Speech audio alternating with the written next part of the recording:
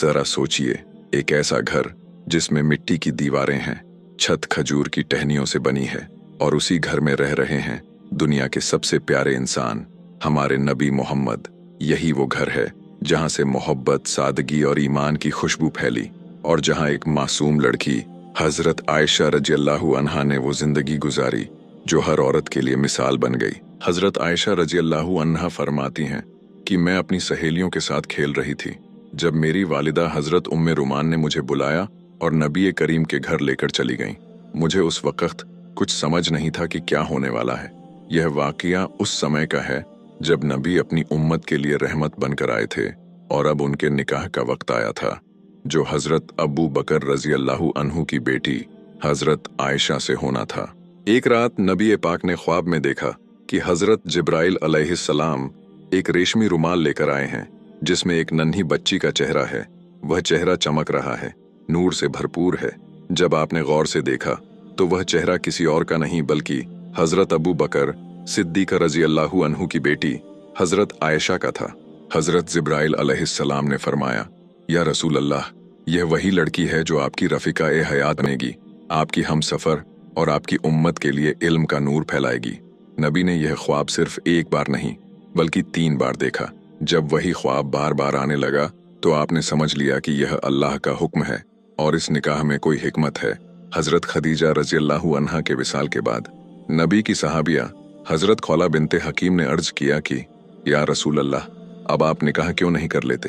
तो नबी ने फरमाया, किससे? उन्होंने कहा, अगर आप चाहे तो अब्बू बकर की बेटी आयशा से।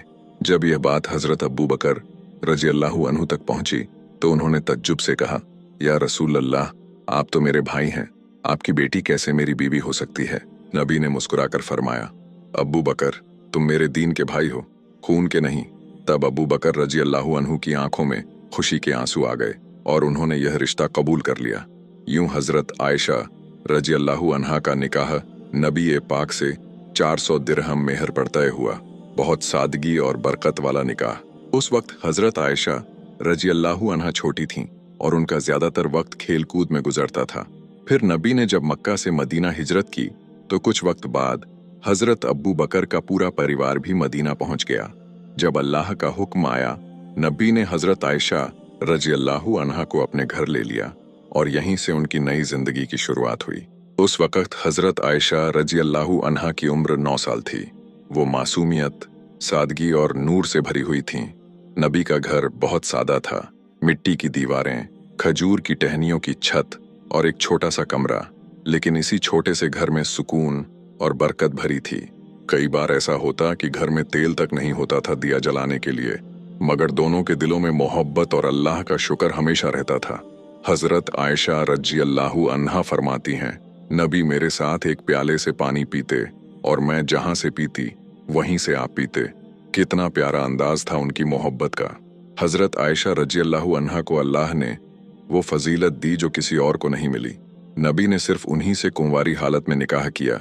जब वहीं उतरती तो नबी उनके पास होते।